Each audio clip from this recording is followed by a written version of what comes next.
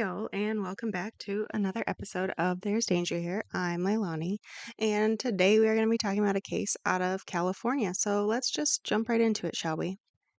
On Monday, January 29th, 1979, in San Carlos, California, parents began dropping off their children at Cleveland Elementary School. A little after 8 a.m., Brenda Spencer looked across the street at the growing numbers of children, took aim, and fired. In her hands was a .22 rifle, specifically a 10-22 Ruger with a telescope. Because of the caliber, most people involved reported thinking it was firecrackers when the incident began. First to be hit was 9-year-old Monica Selvig.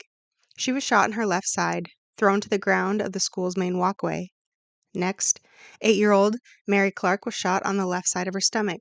She too fell, but got up and continued into school and was moved to safety with the other students. 8-year-old Greg Werner was shot next, striking his pelvic bone and falling to the ground. 10-year-old Crystal Hardy heard noises and turned, resulting in her being shot in the wrist. Crystal was taken in the nurse's office and tended to. Then, 7-year-old Audrey Stites was hit in the right elbow.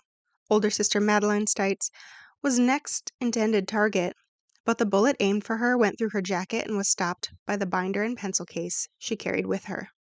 Principal Burton Ragg and another teacher, Darrell Barnes, were in the main office having coffee when they noticed 2 children down and the shots being fired. They ran out for the children. Burton led the charge, and for it was shot twice in the chest. He was the first fatality.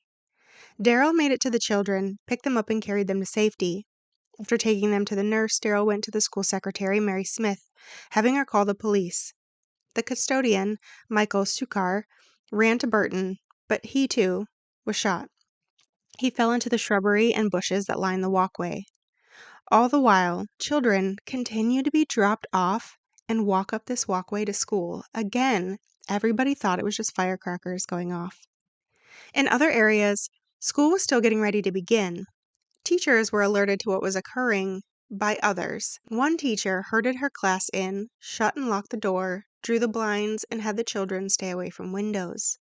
Then, amidst this chaos already unfolding, the fire alarm went off, resulting in many of the students stopping their walk inside to safety, waiting outside for an adult to tell them what to do. Wanda Carberry, another teacher, tried to use a whistle to attract the attention of the arriving children.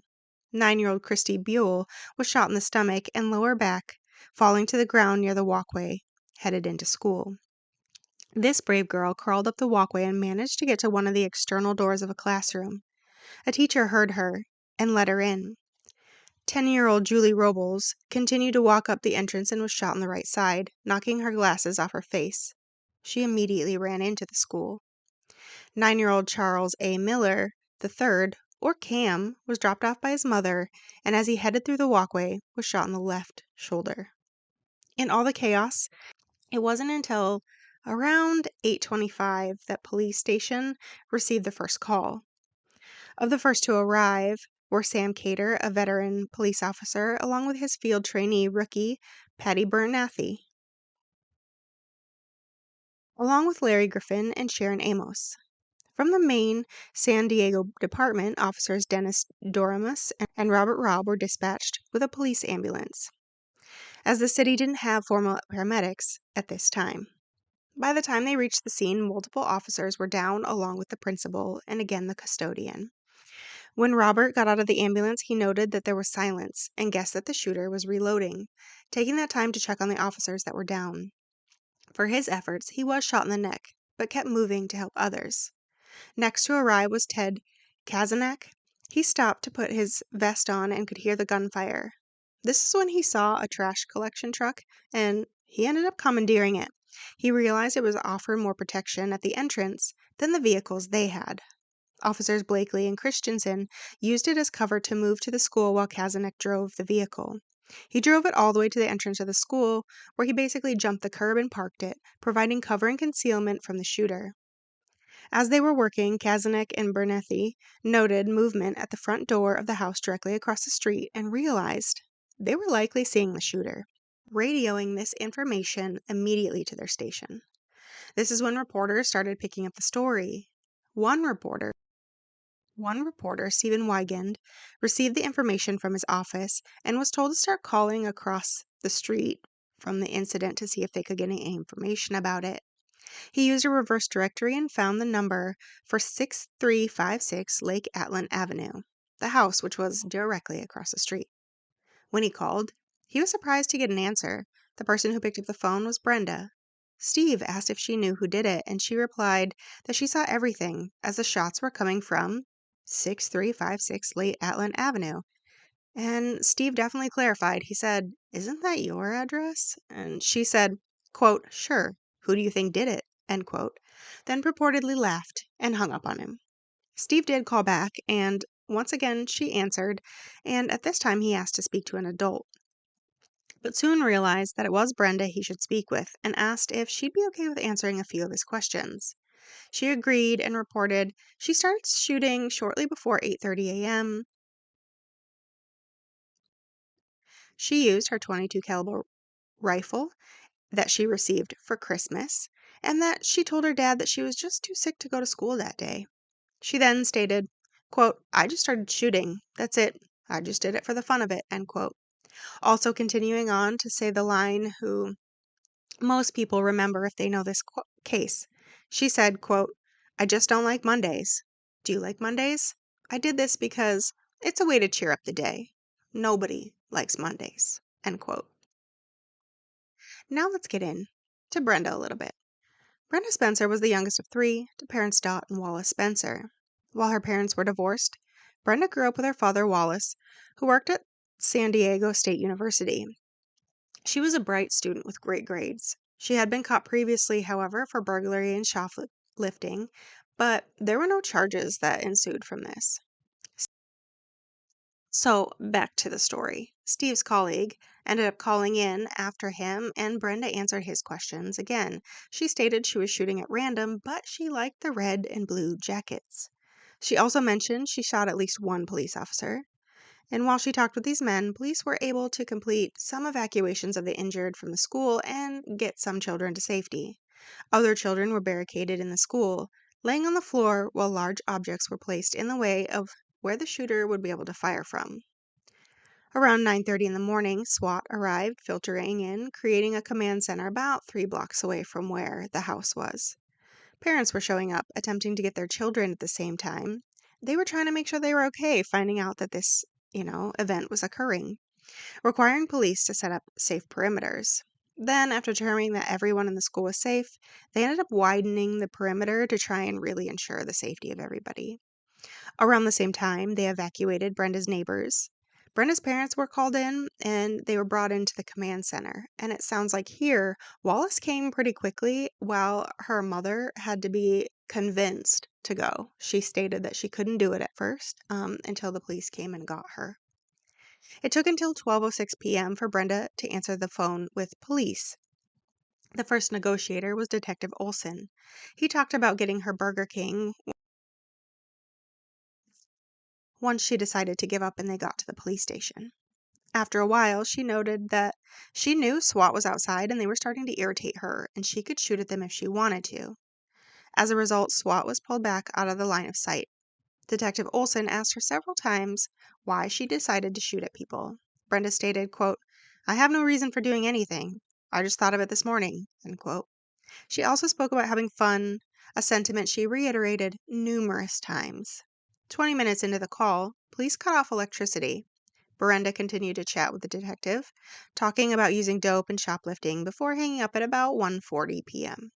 She did pick up again 8 minutes later, and around 1:55 p.m., Brenda spoke about how much ammunition she had left.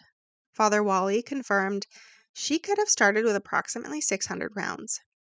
At 2:10 p.m., Detective Olson suggested Brenda surrender, and she said she'd think about it. And Olson said he'd give her time and he'd call her back in about 20 minutes. True to his word, Detective Olson called back, and the two started negotiations for Brenda's surrender. Finally, around 3 p.m., Brenda opened her door and walked out into the middle of the driveway carrying her rifle and her pellet gun. In the driveway, she laid down the guns and walked back inside to get back on the phone with Detective Olson. He then had her pick up the ammunition around the house, which she did within about 5 minutes and came back out with it in her arms. Once she set that in the driveway, she was arrested by 2 SWAT members that circled around behind her. The time was 3:06 p.m. Before getting arrested, Brenda managed to kill 2 adults, again the principal and the custodian, while 9 others, including several police officers and children, were injured. So let's back up to where this all began for a second. Like, way back. Dot Hobel and Wally Spencer married on December 12, 1954 in Chula Vista, California. Wally was 26 and Dot was 19. The family began expanding with the addition of a son Matthew in 1956 and a daughter Teresa in 1958. Lastly, Brenda was born April 3, 1962. According to a neighbor, Brenda grew into a, quote, spindly tomboy who was no bigger than a bar of soap, end quote. Dot stated Brenda was an active, happy child when she was younger, but when Brenda was 9, her parents divorced and the children all left to stay with their father. Okay, back to the timeline. 2 days after the shooting, on January 31st, 1979, the DA's office filed a petition charging Brenda with 2 counts of murder, 1 count of assault with a deadly weapon on a police officer, and 9 counts of assault with intent to commit murder. Due to the nature of the crimes, they also asked that Brenda be tried as an adult. The juvenile sentence maximum would be 7 years, while the adult maximum could be life without the possibility of parole. Since she was underage, it didn't matter if she was tried as an adult or not, the death penalty would be off the table. On August 17, 1979, Brenda and her lawyer put in a plea. Not guilty, by reason of insanity, as Brenda was going to be charged as an adult. Presiding Judge Byron McMillan informed Brenda that it meant the jury could find her insane and as a result, she'd spend the rest of her life in a state mental hospital. On the other hand, if she was found sane and guilty of first-degree murder, she could be sentenced to life in prison without parole. And with that, he ordered 2 psychiatrists to examine her. The trial was set for October 1st. By September, a total of 5 more psychologists had examined Brenda in order to determine her sanity. Dr. Ronald Markman was one of those psychologists brought in for the defense and concluded Brenda was legally insane. Then, on October 1st, Brenda changed her plea to guilty to the 2 counts of first-degree murder, as well as the counts of assault with a deadly weapon. In front of the judge, she reported, quote, I shot from my house and killed 2 people, end quote. For pleading guilty, Brenda received 25 years to life, allowing for the possibility of parole after serving 15 and a half years of her sentence. Prior to potentially going to an adult correctional facility, Judge McMillan ordered Brenda to undergo a 90-day diagnostic study by the California Youth Authority. A year later, Wallace remarried a woman named Sheila. Sheila was a former cellmate of Brenda while they were in juvie. When Sheila was released, she moved in with Wallace at 17, got pregnant, and that's what stemmed this marriage. After having a child together, Sheila just up and left. On April 4th, 1980, the now 18-year-old Brenda's sentence was confirmed after her preliminary study. While mother and father attended, Sheila did not. After official sentencing, McMillan stated the CYA concluded Brenda had mental issues stemming from troubles at home. Wallace was asked for his comment, but he wouldn't say anything. Brenda was sent back to CYA where she remained until early 1981. During that time, Wallace and Sheila regularly visited and even brought in her half-sister Bree. Brenda also graduated from high school at this time, but her time at CYA wasn't without incident. It is reported that she went to solitary on multiple occasions. Once, she attempted suicide by slitting her wrists with a broken coffee cup. In 1981, she received a disciplinary citation for setting her room on fire. As a result, at 19, she was transferred to the California Institute of Women's Prison at Frontera. And for reference, she was eligible to stay at CYA until 25. Wallace Spencer had visited her every Sunday since she transferred to prison, which was about 5 hours from his home. At this prison, Brenda attended Alcoholics Anonymous and Narcotics Anonymous as soon as she arrived, but she couldn't complete the programs until around 1991. She also completed anger management courses and codependent anonymous programs. She's completed self-help and learning programs along with animal grooming, vocational electronics, hobby classes, and qualified as an electrical test technician. She earned her accreditation as a forklift driver and took upholstery and maintenance warehouse courses. She even managed to get her driver's license in order to work in the prison's auto shop. Eventually, Brenda became a tutor for the Project Read program, which helps other inmates learn to read. On January 21st, 1993, Brenda had her first parole hearing. She decided not to attend in person. Instead, she submitted a statement in which she took no actual responsibility for the shooting and basically blamed her life and drugs and how she was. In the end, it took the board 35 minutes to refuse her parole. The board commissioner, Jim Nielsen, remarked that her crimes were, quote, carried out in an especially heinous, atrocious, cruel, and callous manner, end quote. The board also believed she was still too big of a risk to society. On December 12, 1994, Brenda was back in front of the parole board. No family attended, but one uncle, Uncle Vern, wrote a letter in support of her parole. When asked if she was ready for parole, she stated, quote, obviously, no, end quote, especially when the parole said it would be important to have family involved and supportive in order for a successful parole. It took less than an hour to deny her parole once more, for a minimum of another approximately 5 years. However, she ended up scheduled for a parole hearing on January of 1998, but she withdrew at the door. Apparently, she was afraid to face her victims. This one was the then 27-year-old Cam Miller.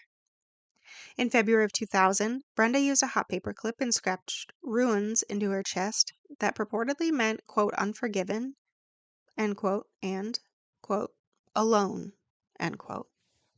In 2001, Brenda reported that she was sexually assaulted by Wallace, that the two shared a bed together, which Dot corroborates but states that they had minimal furniture when the two got divorced. She suspected that Wallace was abusing Brenda, but had no evidence. Dot stated that they would see each other weekly and Brenda would often spend weekends with her, though Brenda reported that the two barely saw each other while Brenda was young. On September 27, 2005, Brenda attended another parole hearing.